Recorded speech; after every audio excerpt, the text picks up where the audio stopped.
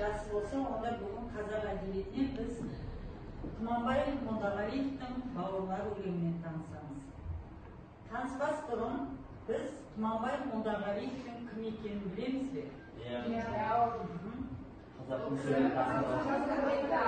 ретінде танимыз? Яғни қазақ әдебиетінің көрнекті ақыны деген сендерге мәлім екен. Олай болса, бүгінгі сабағымыздың негізгі мақсаты автор бейнесінің шығарманың негізгі идеясы мен байланысын анықтау. Мақсат түсінікті деп ойлаймын. Олай болса, бірінші біз Тұманбай Молдағалиев туралы қысқаша мәлімет аламыз. Тұманбай Молдағалиев 1935 жылы 20 наурызда Алматы облысының Еңбекші Қазақ ауданындағы Жарсу ауылында дүниеге келген екен. 1956 жылы Қазақ мемлекеттік университетінің филология факультетін аяқтаған. Алғашқы өлеңдер жинағы 1957 жылы студент дәптері деген атпен жарық көрді. Еңбек жолын Лениншіл жас газеті мен Пионер журналында әдеби қызметкер болудан бастағаннан кейін жазушы баспасында 1984-86 жылдары Қазақстан Жазушылар одағы басқармасының хатшысы, одан кейін өмірінің соңына дейін Балдырған журналының бас редакторлық қызметін атқарған екен. Сонымен қатар Тұманбай Молдағалиевтің біздің әдебиетімізде өлеңдеріне жақын, әнімен айтылатын бірнеше өлеңдері бар.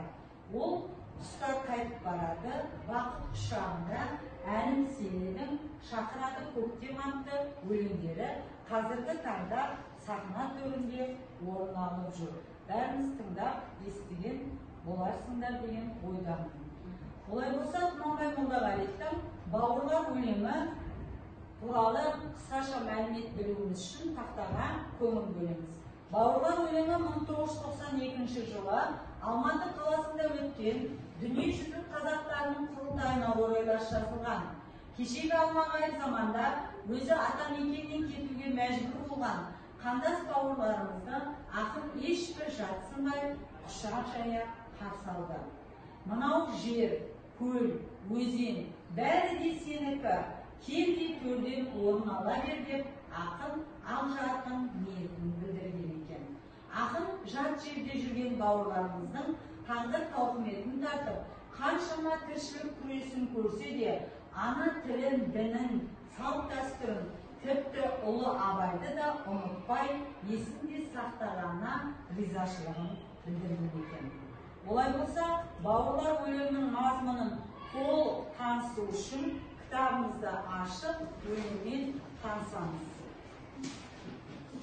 Өлеңді кім оқып береді? Арайлым. Тұманбай Молдағалиевтің «Бауырлар» өлеңі. Менің жерім мына жер, сенің жер, тарасып тұр сол жерге келдері. Салқатта сеніңде малың жатыр, жайқалып тұр шалымын елімде. Менің гүлім, мына гүл сенің гүлің, сенің арқан көңілге семіргенім, жоғалмасын, ағайын жоғалмасын, жетем деген сол гүлге сеніңде.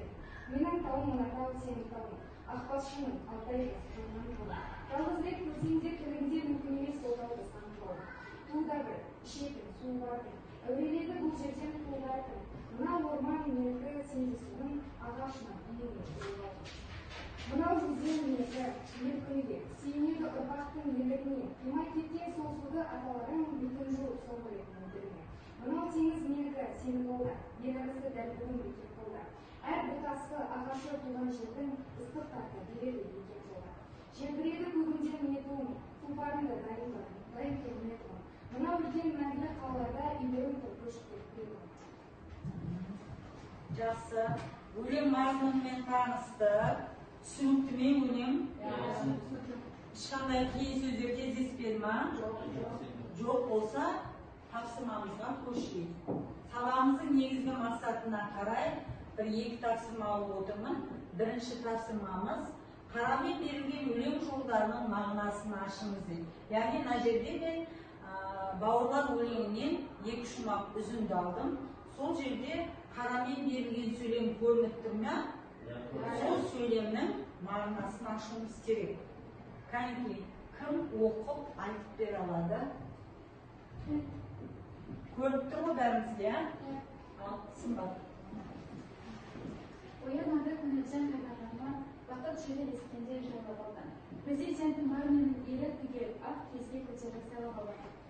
Бұл жердегі қаймен жазылған сөйлем ол ақ кезге көтеріп сайлап алған. Президентті сыйлау құрметтеу керексіз себепті ақын бұл жерде президентті хан ретінде бейнелеген. Қабылдастық қалдырған есендесі қаннан қара себепті шешенбесі. Қамсауға дайындық бауырлары өз жеріне бәрінде келсін кешіп. Бұл жердегі қаймен жазылған сөйлем қаннан қара себепті шешенбесі. Енді шетелден қайтып келген қандастарымыздың балаларын аналарымыз өз президентінде бастарынан сипап және де халқымыздан оларды қашанда қуанып қарсы алатыны күндері кеңейгені жайында жазылған. Елбасымызбен салыстырып тұр, иә? Елбасымызды кім ретінде айтып тұр? Хан ретінде айтып тұр, иә? Жақсы.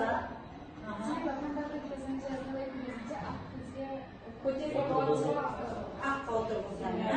Жақсы, өте жақсы. Ары қарай екінші тапсырмамызға көшеміз. Екінші тапсырмамызда ойлантар әдісі арқылы бұл жерде де өлеңмен үзінді беріп тұрмын. Яғни осы өлең жолдары арқылы автор бейнесі қалай суреттеледі екенін айтып беруіміз керек. Кәнекей, тақтада өлең жолдарын кім оқып береді? Зейнеп оқы. Мені көрін оңайқы, сені көрін, сеніп аққан көңілге сені дейін. Жоғалмасын ағайын, жоғалмасын жетен дейін зорлығын сенімден. Менің тауым анадау, сенің дауын, ақпас шының ағайын жар жоғалды. Ал автор бейнесін қалай суреттеп тұр? Кім айтып бере алады? Мөлдір. Бұл өлеңнің бірінші шумағында автор бейнесі жомарттық өзінің қазақ халқының қалан алып, аталған ағайға дейін созылып жатқан әрбір төлі көшенің бейнесін көрсеткісі келгенде жазылған. Ал екінші өлең шумағында ата аманатын ескере отырады. Ата аманатын ескертіп отыр. Келсеңіз бе мөлдір? Түсінікті ма?